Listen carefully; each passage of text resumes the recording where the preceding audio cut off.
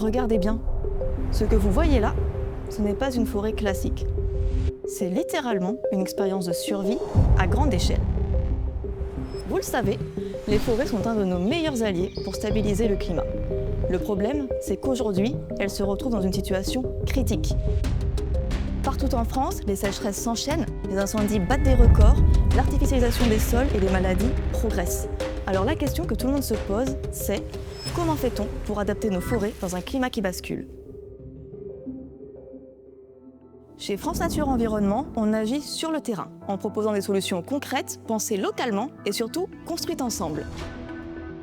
C'est pour ça qu'en 2022, on a lancé l'opération Aux arbres citoyens avec France Télévisions. L'idée est de propulser près de 40 initiatives de terrain pour tester, soutenir et documenter des solutions concrètes.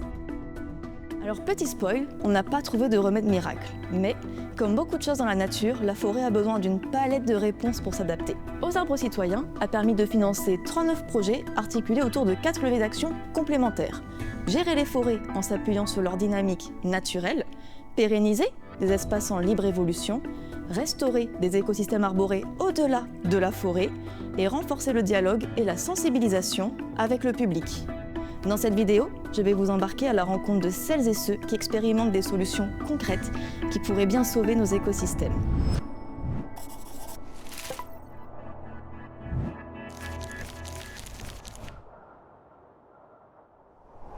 Face aux incendies, aux sécheresses, au stress hydrique ou aux maladies, une chose apparaît clairement, les forêts ont déjà des capacités d'adaptation. Encore faut-il leur laisser de la place. Et c'est tout le sujet de notre premier levier d'action, la gestion douce, qui s'appuie sur les dynamiques naturelles pour renforcer l'adaptabilité des forêts. C'est le cas dans la Plaine des Morts, où la Société nationale de protection de la nature accompagne la régénération naturelle de la réserve suite aux incendies dévastateurs d'août 2021.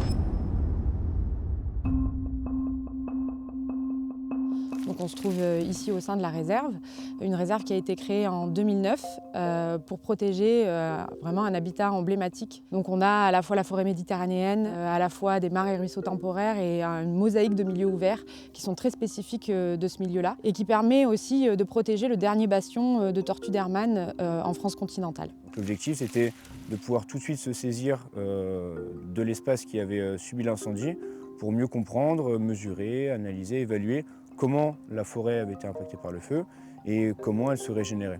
La régénération naturelle, c'est vraiment le principe de voir l'écosystème lui-même se rétablir, d'utiliser ses propres capacités pour se régénérer. Ici, on fait le pari que c'est la forêt et l'écosystème de manière générale qui va trouver la solution et que surtout les solutions qu'il va trouver, on a de fortes chances qu'elles soient adaptées aux futures conditions à l'avenir.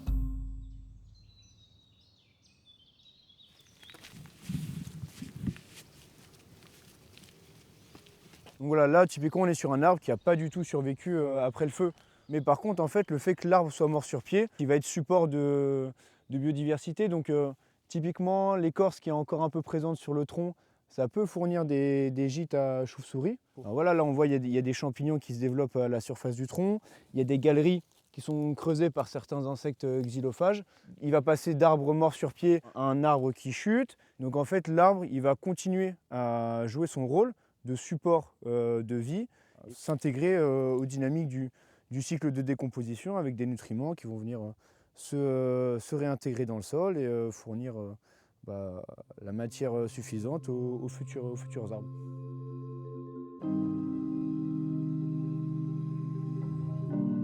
Il y a quelques interventions qui sont possibles bien évidemment, quand c'est des interventions d'urgence, sécuriser certains chemins, sur les fortes pentes, éviter que le sol s'érode de manière trop importante. Le rôle d'une réserve naturelle nationale, c'est d'être un petit peu un laboratoire de ces observations, d'essayer de comprendre quels sont les mécanismes qui vont être en jeu, qui vont nous permettre justement d'accompagner ces écosystèmes.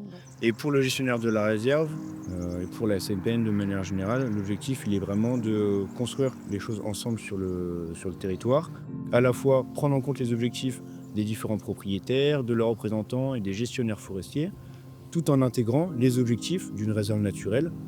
Et donc ça demande forcément un travail de conciliation, de concertation, qui prend du temps et dans lequel la SNPN s'inscrit pleinement avec ses partenaires. Après la gestion douce, je vous emmène en Occitanie pour découvrir une autre approche appelée la libre évolution. Les gestionnaires ou propriétaires peuvent faire le choix de réserver des parcelles de forêt, petites ou grandes, et de les laisser évoluer librement sans intervention humaine. Ces espaces servent de réservoirs de biodiversité et permettent de mieux comprendre comment les écosystèmes forestiers s'adaptent au changement climatique. Et c'est dans cet esprit que FNE Occitanie Méditerranée a contribué, avec le Conservatoire d'espaces naturels Occitanie, à protéger une vieille forêt du massif des Alberts.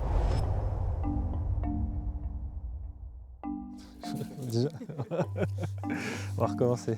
On avait repéré cet endroit remarquable et donc l'idée c'était de le protéger et pour le protéger il fallait l'acquérir et derrière dans l'idée de pérenniser une situation qui existait déjà, qui était une situation de libre évolution, c'est-à-dire ça faisait longtemps sur cet endroit-là que l'exploitation forestière avait été abandonnée. Par contre, ce qu'on voulait, c'était garantir que dans l'avenir, il n'y ait pas une reprise de l'exploitation forestière et aussi garantir qu'il n'y ait pas des nouvelles pistes qui soient créées dans la montagne pour aller exploiter la forêt ou pour faire d'autres activités. Ce qui a été déterminant dans ce projet-là, c'est le fait qu'on avait un partenaire associatif sérieux sur lequel s'appuyer. Et là, en l'occurrence, c'était un conservatoire des espaces naturels, donc des gens qui sont expérimentés dans la gestion conservatoire, dans l'acquisition de terrain pour derrière les gérer sur le long terme. Le projet visait à acquérir ces parcelles-là pour pouvoir pérenniser cette libre évolution de la forêt sur ce secteur. Ça veut dire plus d'exploitation, ça veut dire qu'on laisse la forêt vieillir jusqu'à sa pleine maturité. C'est un peu un laboratoire de l'adaptation au changement climatique. On n'est pas du tout dans l'idée de remplacer l'exploitation forestière par des paysages complètement sauvages et non anthropisés. C'est pas du tout ça l'idée, c'est d'augmenter un tout petit peu la part de ces forêts qui soit sont déjà des vieilles forêts qu'on veut protéger ou alors des endroits où on décide que à cet endroit-là, on va recréer de la vieille forêt pour les générations futures et donc c'est des endroits qu'on ne va plus toucher, donc qui ne sont pas forcément des vieilles forêts aujourd'hui mais qui vont le devenir par le biais de la libre évolution. Il y a vraiment un enjeu de connaissance de la biodiversité associée à ces écosystèmes matures. Par exemple, il y a un champignon qui ne pousse que sur des très vieux chênes verts, comme là. Et il a été découvert sur cette zone-là et il est quasiment inconnu ailleurs, quoi. C'est vraiment quelque chose de très rare. Donc on est certain que sur cette zone-là, il y a des découvertes scientifiques à faire.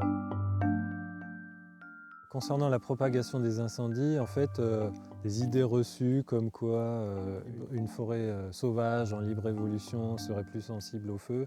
En réalité, le fait d'avoir des gros bois et des bois morts qui vont souvent induire une humidité au sol qui va être plus importante, ça c'est des facteurs qui sont plutôt en défaveur de la propagation du feu. Nous, on pense que les forêts matures sont un avantage pour l'adaptation face aux incendies. Pour ces raisons-là, limitation de la propagation et facilitation de la régénération forestière après incendie. Et si l'on quittait un instant la forêt pour regarder ce qui la précède ou la prolonge? Je parle par exemple des ripisylves, cette végétation qui borde les cours d'eau, mais aussi des haies. Car la capacité d'adaptation des forêts se joue aussi dans les écosystèmes qui les entourent. Ils permettent notamment d'assurer une continuité écologique importante pour la faune et la flore. On vous emmène sur le terrain rencontrer FNE Auvergne-Rhône-Alpes qui facilite l'étude et la protection des ripisylves grâce à son application mobile, puis Eaux et Rivières de Bretagne qui œuvre à la préservation du bocage breton.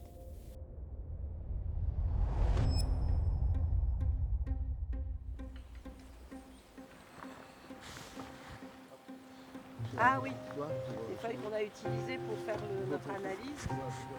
Alors, le projet, c'est donc la création d'une application qui pourrait être utilisée par tous les promeneurs qui marchent autour des rivières pour analysé les ripisylves, qui sont donc la bande de terrain d'un côté et de l'autre de la rivière. Cette étude a pour objectif de définir la connectivité et la biodiversité qu'on peut trouver sur cette rivière, ce qu'on appelle l'indice de biodiversité et de connectivité.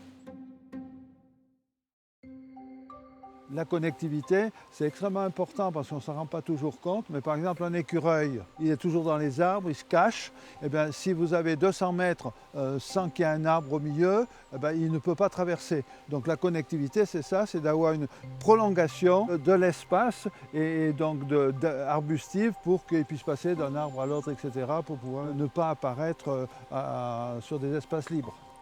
Pour nous, l'objectif, effectivement, c'est d'essayer de motiver les propriétaires forestiers à ce qu'ils protègent la forêt et à ce qu'ils protègent notamment la ripisylve. La préservation des ripisylves est donc un véritable enjeu, puisque face au changement climatique, elles sont l'avenir des rivières, en fournissant l'ombrage aux cours d'eau pour limiter leur réchauffement, en filtrant l'eau pour améliorer sa qualité et en réduisant les dommages liés aux inondations. Donc comment faire pour mieux les protéger ? En évitant d'abattre la ripisylve, et s'ils veulent exploiter dans certains endroits où il y a quand même quelques arbres intéressants, qu'ils fassent très attention de garder des gros arbres morts sur pied ou des arbres vivants sur pied qui sont importants, parce qu'un arbre sur pied comme ceux qu'on a là, par exemple, c'est un véritable HLM à biodiversité.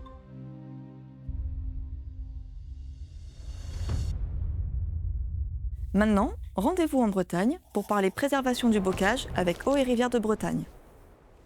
Ici en Bretagne, nous avons différents enjeux du dérèglement climatique qui arrive, donc des problématiques de plus en plus de sécheresse, de qualité d'eau, également d'érosion des sols.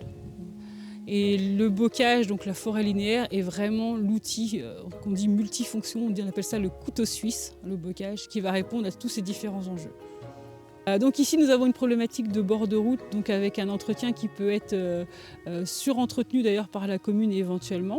Donc en fait la première ligne c'est vraiment des arbustes qui ne vont pas partir très haut et qui vont potentiellement aussi mieux accepter les coupes. Et puis la partie derrière va permettre de partir ce qu'on appelle en haut jet, ils vont partir un peu plus haut. Celle, hop. Oui. Où est l'arbuste ?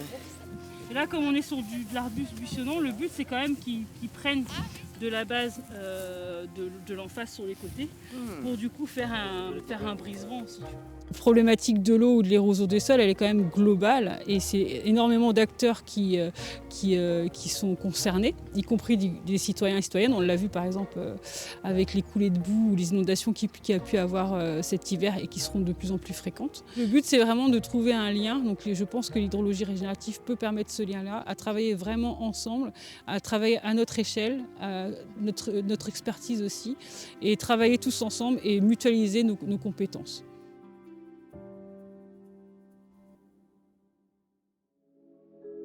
Les usages de la forêt sont multiples et le dialogue est indispensable pour se comprendre, décider, s'adapter et travailler ensemble. Sur de nombreux territoires, les associations jouent ce rôle de trait d'union. Elles font circuler l'information, organisent des échanges, créent des espaces de dialogue et apportent leur expertise. La sensibilisation pour nous, elle est incontournable parce que c'est un peu la base en fait, d'aller rencontrer les gens sur le terrain, d'échanger et de confronter les points de vue. C'est essentiel pour mûrir dans nos propres positionnements et être plus pertinent à terme dans les propositions qu'on fait. Suite à cette étude sur les ripisylves, on l'a utilisée pour en faire une exposition photo. On a plus de 500 données naturalistes qu'on a ressorties quand même, qui est important. On espère que les gens vont comprendre le bocage pour avoir envie aussi de le préserver et de le maintenir, comprendre les enjeux indirectement que quand on se retrouve devant une fatalité où on a une coulée de boue ou une inondation et en fait on se dit ah bah mince, en fait c'était important les talus, c'était important les arbres. Il n'y a pas que ça, mais ça fait partie des solutions qu'on peut envisager. Concernant en fait les forêts de manière générale en France, en Europe, enfin partout sur la planète, aujourd'hui on est face aux enjeux du changement climatique qui va forcément complètement modifier nos écosystèmes. Et notre rôle en tant que gestionnaire, c'est de tendre la main aussi vers les sociétés humaines, pas seulement de protéger les écosystèmes, mais justement en tendant cette main, on arrive justement à mieux protéger ces écosystèmes, à mieux les comprendre et à mieux vivre avec de manière générale. Les projets présentés dans cette vidéo s'inscrivent dans un mouvement bien plus large. Pour plus d'informations, rendez-vous sur notre site internet. Vous pourrez y découvrir les 39 projets aux arbres citoyens, ainsi que les associations qui travaillent sur le sujet partout en France, et des ressources pour aller plus loin et prendre contact avec nous.